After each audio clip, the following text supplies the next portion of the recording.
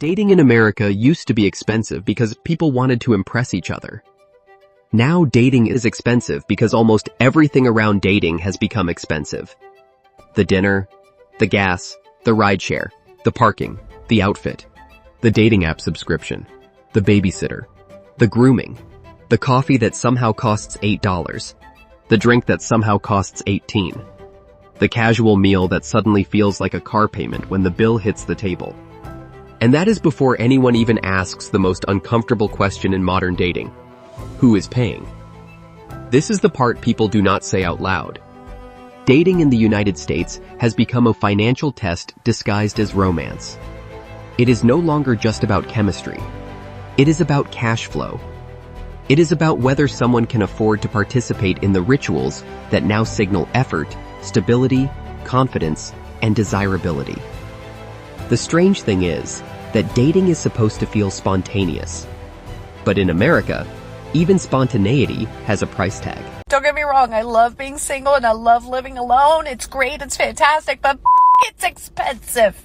At this point, I'm not even dating for love. I'm looking to date somebody so we can sleep platonically next to each other and I can have the rent I pay for a one-bedroom apartment. A recent BMO Real Financial Progress Index found that the average cost of a date rose from $168 in 2025 to $189 in 2026. Why would I spend $100 on someone I might not even vibe with? Millennials were reported to spend an average of $252 per date, while Gen Z averaged $205. The same reporting said about half of Gen Z and 40% of millennials said dating costs were getting in the way of their financial goals. That means dating is no longer just an emotional decision. It is a budgeting decision. And that changes everything. Imagine a young person trying to date in a major American city. Rent is high. Groceries are high. Insurance is high. Student loans may be back on the table. Credit card balances are rising for many households. Wages may be coming in, but the cost of simply existing keeps taking bigger bites. Then someone says, "Let's grab dinner." That sentence used to sound simple. Now it sounds like math. The U.S. Bureau of Labor Statistics reported that food away from home rose 3.8% over the year, ending in March 2026, with full-service meals rising 4.3%. That matters because the classic American date is built around food and drinks. Dinner is not just dinner anymore. It is inflation with mood lighting. And the restaurant is only one piece. Transportation adds another layer. If you drive, there is gas, parking, tolls, and maybe valet if the place is in a busy downtown area. If you do not drive, there is Uber, Lyft, or public transit. If the date goes well and moves to a second location, the cost rises again. Then there is presentation. Dating has always had an element of performance, but social media turned that performance into a lifestyle category. People do not just want to go out. They want the date to look good. The outfit has to work. The restaurant has to be aesthetic. The cocktail has to photograph well. The lighting has to flatter. The experience has to feel like a story. That is where dating becomes more than meeting someone. It becomes a production. For men, especially those still shaped by traditional expectations, the cost can feel like an entry fee. Many still feel pressure to pay for the first date, especially if they initiated it. Some women also spend heavily before the date even begins. Hair, makeup, clothes, nails, skincare, transportation, and safety-related choices like not walking alone late at night. Both sides may feel financially judged before they even sit down. That is one reason dating now feels exhausting. People are not only asking, "Do I like this person?" They are asking, "Was this worth the money?" That question kills romance fast. But the problem is bigger than restaurants. The real cost of dating starts before the date even happens. Dating apps turned the search for love into a subscription economy. At first, apps felt like freedom. You could meet people outside your social circle. You could filter. You could swipe. You could match from your couch. But over time, the free version of dating started to feel like the slow lane. Want more likes? Pay. Want to see who liked you? Pay. Want better visibility? Pay. Want to undo a swipe? Pay. Want to stand out in a crowded market? Pay. The Wall Street Journal has reported that the dating app industry is worth more than $5 billion and has hundreds of millions of users globally. That means modern dating is not only a social activity. It is a global business built around attention, desire, loneliness, and hope. And here is the uncomfortable incentive. If an app helps you find the love of your life, you may delete the app. That sounds romantic for the user. It sounds like churn for the business. This does not mean dating apps are evil. Many people meet serious partners online. But it does mean the economics are complicated. The platform profits when people stay engaged, subscribe, return, upgrade, and keep searching. The user wants certainty. The platform survives on uncertainty. That uncertainty can become expensive. You pay for the app. Then you pay for the date. Then maybe it does not work. Then you do it again. And again. And again. Modern dating is not one expensive night. It is a repeated cost cycle. That is why dating feels especially brutal for people in their 20s and 30s. They are often building careers, paying rent, managing debt, and trying to save. At the same time, they are told this is the season when they should be putting themselves out there, meeting people, staying attractive, having experiences, and building a future. But the future keeps charging cover.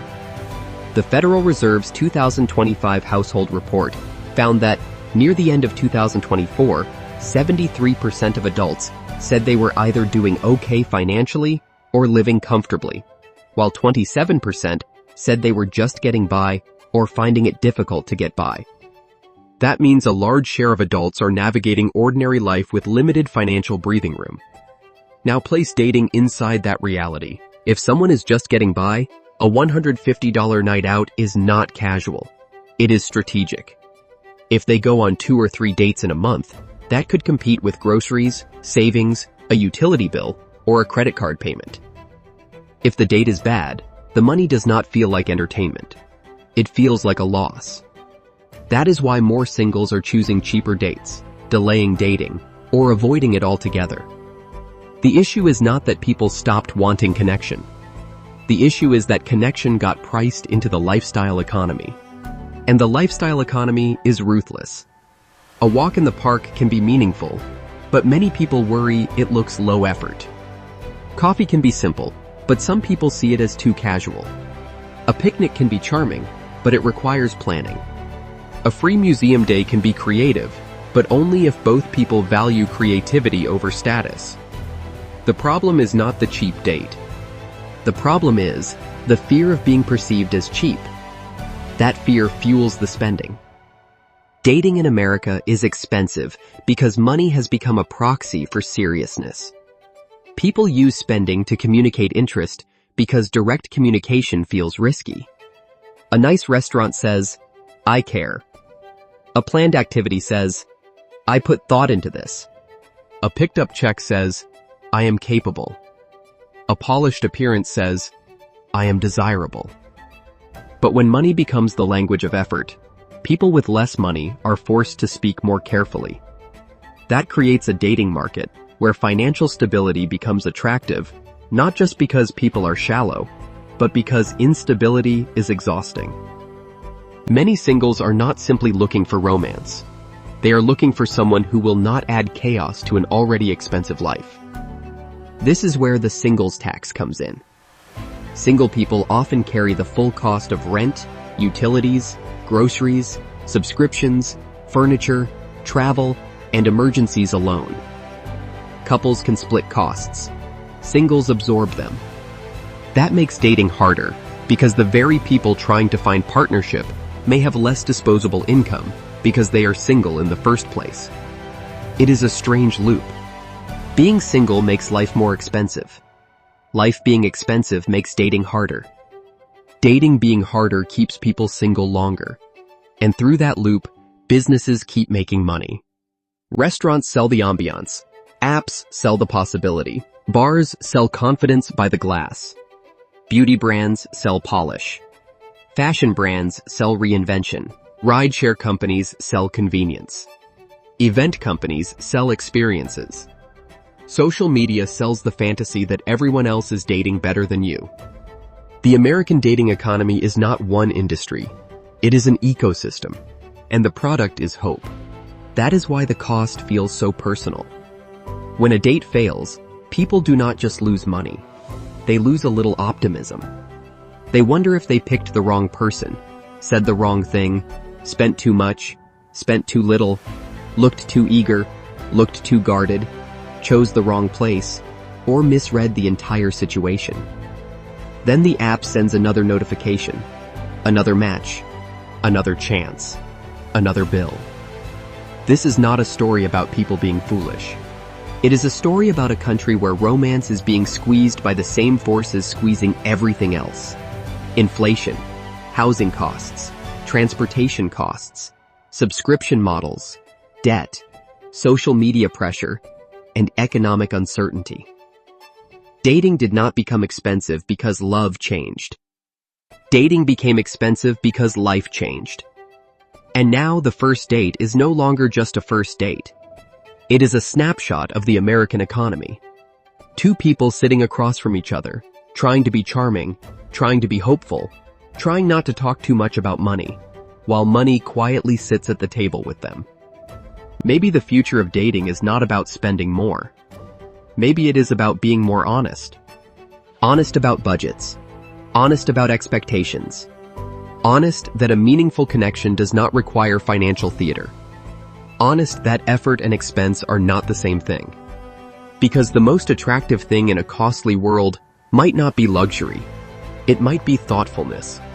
It might be someone who plans a date that feels personal, not performative. Someone who understands that connection should not require financial damage. Someone who can say, let's do something simple, without making it feel small. So here is my question for you. Has dating in America become too expensive because people expect too much?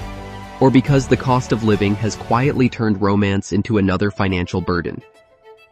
At Machine Minds, your opinion matters to us, so please feel free to like, subscribe, and share your thoughts in the comments section below. Until next time, take care.